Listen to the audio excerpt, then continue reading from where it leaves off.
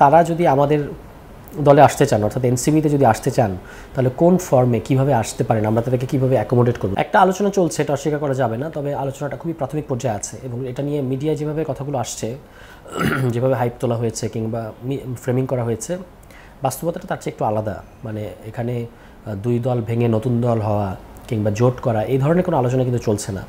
আলোচনাটা চলছে যে তারা যদি আমাদের দলে আসতে চান অর্থাৎ এনসিপিতে যদি আসতে চান তাহলে কোন ফর্মে কিভাবে আসতে পারেন, আমরা তাদেরকে কীভাবে অ্যাকোমোডেট করব, যেহেতু তাদের শীর্ষ নেতৃত্ব আসবেন, অ্যাট দ্য সেম টাইম তাদের তৃণমূলকেও আমাদের সাংগঠনিক কাঠামোর মধ্যে নিয়ে আসা, এটা কিভাবে হতে পারে সেটা নিয়ে আলোচনা চলছে। তবে সেটা একেবারেই প্রাথমিক পর্যায়ে আছে। এখানে নুরুল হক নূর এখন তিনি যেহেতু এখন দেশের বাইরে আছেন চিকিৎসার স্বার্থে, তিনি আসলে তখন এটা আলোচনাটার ফাইনাল দিকটা গড়াবে এবং তখন আমরা বলতে পারবো যে এই আলোচনাটা কোন দিকে যাবে। এই পর্যায়ে আমরা যেটা বলতে পারি সেটা হচ্ছে আমরা ইতিবাচকভাবে বা পজিটিভভাবে আলোচনাটা এগিয়ে নিচ্ছি, তারাও যথেষ্ট ইন্টারেস্টেড। এখন বাকিটা আসলে আরও অনেকগুলো ব্যাপার মিলতে হবে, তবে সেটা এখনই খুব হামেশাই হচ্ছে, হুট করে হয়ে যাবে এরকম না, এটা একটু সময় লাগবে। খুব মানে একবারে স্পেসিফিক করে বলা কঠিন যে কতদিন লাগবে। নুরুল হক নূর চিকিৎসার জন্য কতদিন দেশের বাইরে থাকেন সেটার উপর অনেক কিছু নির্ভর করছে। মানে মূল কথা হচ্ছে তাকে রাজনীতিতে সক্রিয় হতে হবে।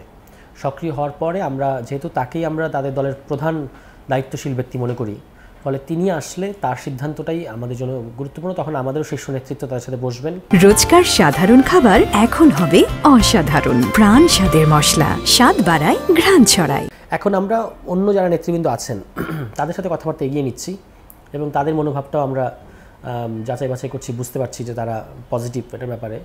আমরা আলোচনা চলছে, কিন্তু নুরুল হক নূর আসার উপর অনেক কিছু নির্ভর করছে। আমাদের সংগঠনের খুব মেজর কোনো পরিবর্তন হবে আমার কাছে এরকম মনে হয় না। আমাদের তো ইতিমধ্যে একটা সাংগঠনিক কাঠামো আছে এবং এটার পরবর্তী ধাপ হচ্ছে আমরা কাউন্সিলের মধ্য দিয়ে সভাপতি সেক্রেটারি যে মডেল সেটাতে আমরা যাব।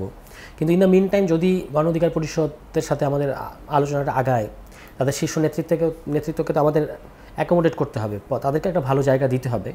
তো সেই ক্ষেত্রে তারা হয়তো নুরুল হক নূর কিংবা আরও যারা শীর্ষ নেতৃত্ব আছেন তাদেরকে আমরা কীভাবে আমাদের এক্সিস্টিং সাংগঠনিক কাঠামোর মধ্যে একটা সম্মানজনক জায়গায় রাখতে পারবো সেটা নিয়ে আলোচনা চলছে। কিন্তু এর বাইরে আলাদা জোট করা, দুই দল ভেঙে নতুন দল করা, নতুন সাংগঠনিক কাঠামো, এগুলো কিছু কিন্তু হচ্ছে না। কারণ আমাদের কাছে সামনে ইলেকশন আছে, আমরা গণপরিষদ নির্বাচনের দাবিতে প্রস্তুতি নিচ্ছি।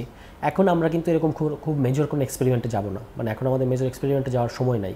ফলে এটা এনসিপির সাংগঠনিক কাঠামোর মধ্যেই তাদেরকে অ্যাবজর্ব করার একটা পরিকল্পনা হিসেবে দেখতে পারেন, যদি সমস্ত কিছু ঠিক থাকে। পদবীর বড় রদবদল হবে না, কিন্তু তাদেরকে আমরা যুক্ত করব মানে সম্মানজনক জায়গায়।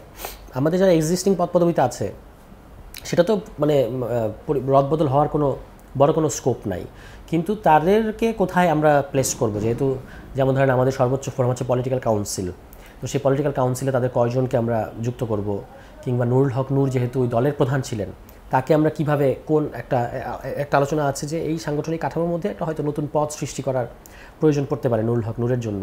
তো সেই আলোচনাগুলো আছে, কিন্তু আমাদের যে এখন যে আহ্বায়ক, সাধারণ সদস্য সচিব সহ মুখ্য সংগঠক, এগুলোর কিন্তু কোনো খুব বড় পরিবর্তন হবে না।